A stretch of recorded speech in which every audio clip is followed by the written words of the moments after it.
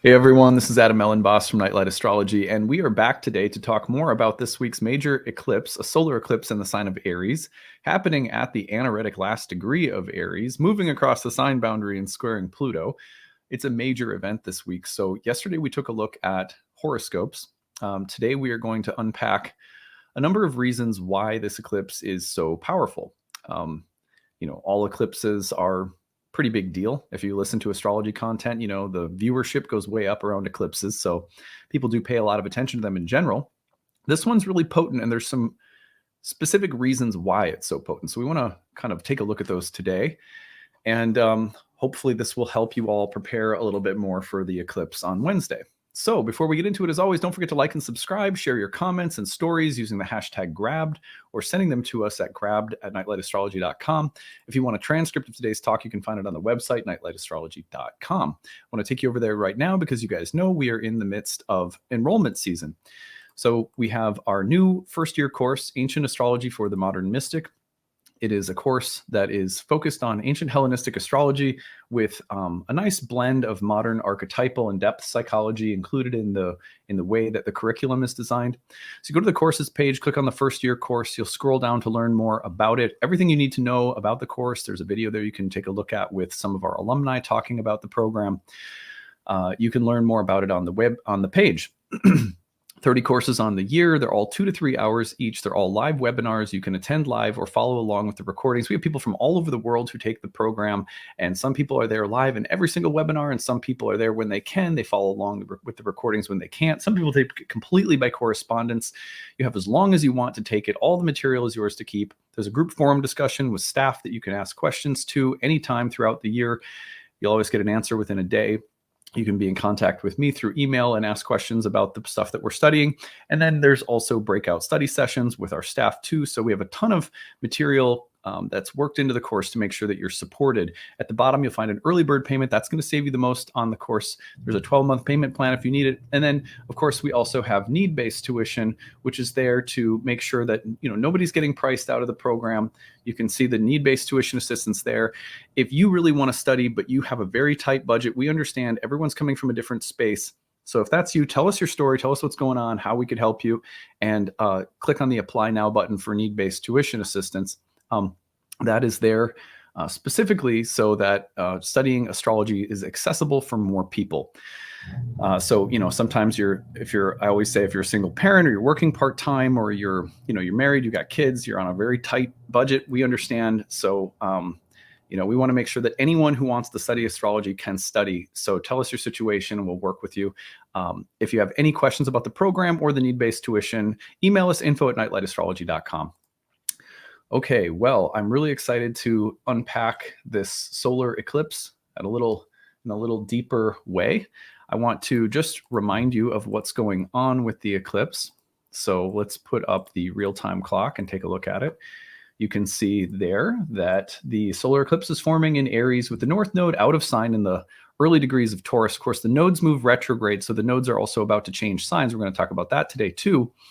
But this is an eclipse that will form at that 29th degree of Aries, which is what we call an anaretic degree. So that'll form, oops. All right, there we go. Sorry. Sorry, I'm just pulling up one of my notes that I somehow lost. Okay, there we go. So today, what I want to do is I want to go through 5 reasons that this eclipse is so powerful, why it's not just your average eclipse. We have every eclipse is like important, but some eclipses are just built a little different. So these are 5 reasons that this eclipse is so powerful. Number 1, and most important, it's taking place at an anaretic degree. The 29th degree of any sign is called the anaretic degree, and it is considered to be the weakest point in the sign, or a place that is often associated with things starting to fall apart and deteriorate. The beginning of the sign is associated with creation, the middle with maintenance, and the end with destruction or deterioration. And don't think of that as an evil thing. Think of that more like, there's spring and there's autumn. Things grow and things eventually fall apart. The word anaretic, if I'm remembering correctly, comes from a Greek word that means something like destruction or destroyer, or something that destroys. So that anaretic degree is a very powerful degree at which to have a solar eclipse. Now, solar eclipses are new moon eclipses. They're always on the new moon, which means that we have the energy of something seeding, something starting. And Aries is a cardinal sign of spring, which starts or initiates the light half of the solar year. And so it's a sign that has a lot of young, heroic, willful, assertive, pioneering qualities behind it. It likes to start things, but it's also starting things at a degree that is all about things falling apart, the very last degree. So that combination, which we talked a little bit about in yesterday's video on the horoscopes, is very powerful. Yesterday I mentioned it as the beginning of the end of something. So you think about something that is beginning, but it's a turning point that is happening because something is you could I would think of it as the word transition comes to mind, where okay, this is an event that is going to start an entirely new season in my life, but probably because something is falling apart or coming to a close or end. That's the meaning of the anaretic degree. That's what makes this so powerful. Now, number two is that this is an eclipse that's hosted by a badly debilitated Mars in Cancer. Now, Mars, when we say badly debilitated, what we mean is that the planet is in a space that is not so easy for it. It's in a space where its expressions are often more difficult. For example, although there's many good things that we can say about Mars in Cancer, we do have to take into account why Mars is said to be debilitated in the sign of Cancer. And I love that as soon as we do this, it's like the most the most predictable response from an audience. Talk about Mars and Cancer as challenging, and you'll have like 15 Mars and Cancer natives standing up to protect and defend and advocate for it. This is like, it's so funny how we resemble the placements that we are most triggered by. I think that's always great. Anyway, and I again, like, dignities and debilities are not about the potential for there to be beautiful archetypal expressions of the same planet. It's just talking about the tension that's inherent in the archetypal combination. For example, we have Mars in the moon's sign. Mars and the moon they're not easy. It's not an easy combination. So, excuse me. One of the things that happens when you have an eclipse like this hosted by Mars in Cancer is you'll see these turning points, or these hard endings that have a Mars in Cancer quality behind them or within them. So for example, drama around mothers, families, emotional bonds, and more emotional like emotional hostility as a theme.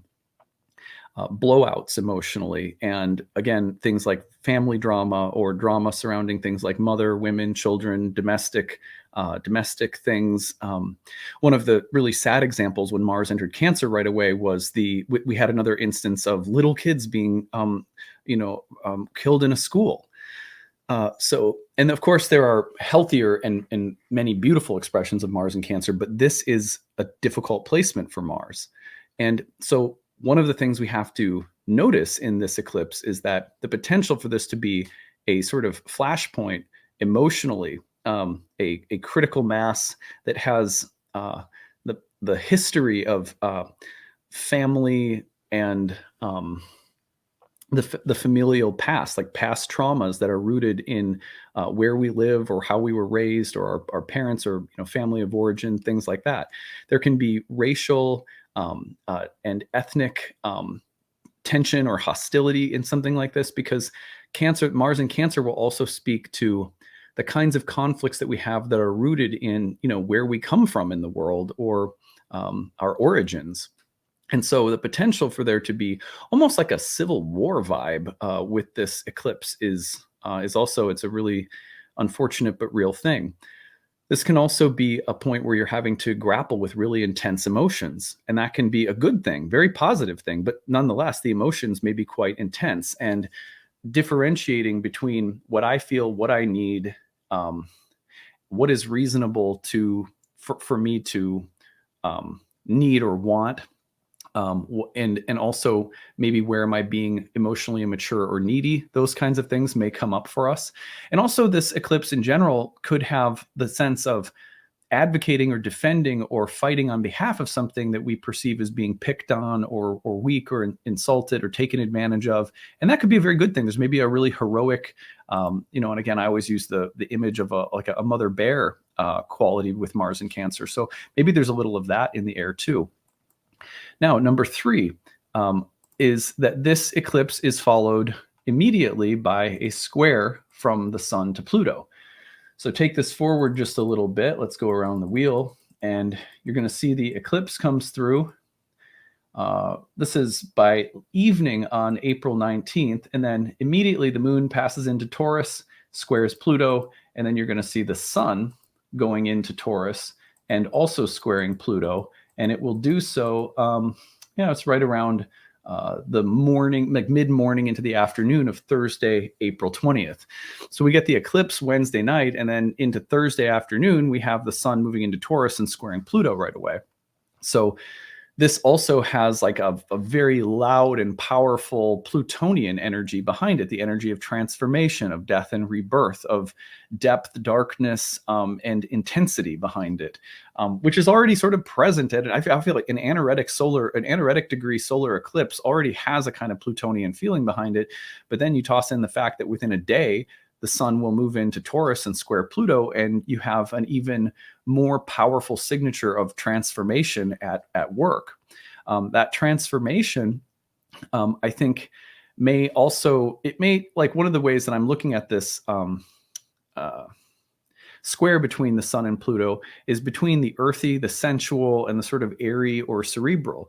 The idea that there's we're looking at the biological, the physical, and the mental and rational. And how do we work together a very physical, embodied level of something alongside of a more ideological, philosophical, or intellectual side of something? The rational and the sensual also have a very tense discussion right around the eclipse, which is, a fascinating side note, but it's right there, and it's just back to back, boom, boom, between the eclipse and the sun square to Pluto. So we'll be taking a look at that sun square to Pluto this week in a separate video as well.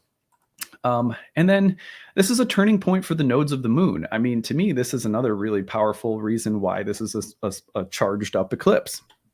This is the first of the new series of eclipses that will start happening in Aries and Libra. We're not quite done with eclipses happening in Taurus and Scorpio. For example, pretty soon we're going to be talking about the fact that we've got a lunar eclipse forming in Scorpio on May 5th. That's Friday, May 5th.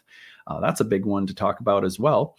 But then if we go keep going right into the summer, we're going to see that you can see the nodes of the moon at 1 degree of Taurus right there. Now, I use the mean node as a measurement, but that node of the moon is going to change signs into Aries right about July 12th. So this eclipse is officially the first of a long series that we'll start receiving in Aries and Libra. They start forming again in the fall when the sun's going through when the sun's starting to go through the sign of Libra, then we get eclipses coming into Libra and Aries. So this eclipse is not only a turning point, in the immediate sense, but it's also a turning point for the rivers of karma and how they're flowing overall in life, switching into the Aries of Libra and switching into the areas of Libra and Aries in our birth charts. And that's a very different it's just a very different energy. We're going from the feminine signs of Venus and Mars to the masculine signs of Venus and Mars. And that's an interesting transition, which, again, we'll be spending more time with as we get closer to the changing of the nodes. Finally, the other interesting piece of this eclipse is that this eclipse, let's go back. So this eclipse is also brought to us on behalf of, or it's brought to you by, Mercury stationing in the sign of Taurus in a pretty close bodily union or conjunction with Uranus. Now, it doesn't perfect, it turns retrograde, or it refrains from the conjunction to Uranus. But you could kind of say that, hey, look, not only do we have this anaretic degree eclipse with a really interesting Mars that's hosting it that could be a little intense, followed by a sun square Pluto. It's a turning point for the nodes of the moon. But then also Mercury is turning retrograde by Thursday of this week as the sun squares Pluto, and it's doing so in a pretty close conjunction, not exact, but a pretty close conjunction with Uranus. What does that signal? That signals innovation, originality, and breakthroughs. The need for greater freedom, and another emphasis on the desire to transform or rethink something or reconfigure our lives in some way. So, when you put all that together, this week is super packed. It's a very strong week of astrology. Now, it's really hard. Like, I find that it ends up sounding really abstract and sort of like just a bunch of woo woo if you try to put all of that together and say that this will mean one thing for everyone. It doesn't. All of those things individually mean that it's a very powerful week of astrology. It's really good to look at the whole sign house of the eclipse to give a sense for where is the locational focus in your life, which we did yesterday. But then again, just knowing that, look, it's taking place at an anaretic degree. That's a degree that where things start to deteriorate and fall apart. But it's also happening as the sun is squaring Pluto and as Mercury is turning retrograde and hitting Uranus. So this is a highly transformational moment. And the phrase that keeps coming to mind is the beginning of the end of something, which marks an important transition that may lead eventually to a really exciting theme of rebirth. But the beginning of the end of something is the phrase that I'm sticking with. This could be quite emotional, or the feeling of there being history and weight behind it emotionally, and maybe even rooted in things with family. The health of family members comes to mind with Mars and Cancer, or things that you're advocating or fighting for that have a lot of emotional weight and baggage for you. And then, I think we also have to remember that this is a major turning point with the eclipses moving into new signs, and start looking at those areas of Libra and Aries in your birth chart, because you want to get a feel for where the eclipses are heading and what new things are being activated by virtue of those two houses as a pair in your chart. Okay, so I hope that was useful for you today to go through some of those reasons why this eclipse is so packed with power. I think what we're going to be doing is we are going to be doing the next installation of the parenting series. So we're going to be looking at parenting tips for Gemini children this week. But also I will be taking a look at the sun square to Pluto as well. And then I have some other ideas that I'm working on, but we'll see where we go. But that's our agenda for the rest of the week so far. Well, I hope that this is useful for you and that you're all getting ready for Eclipse Day, and we will see you again tomorrow. Take it easy, everyone. Bye.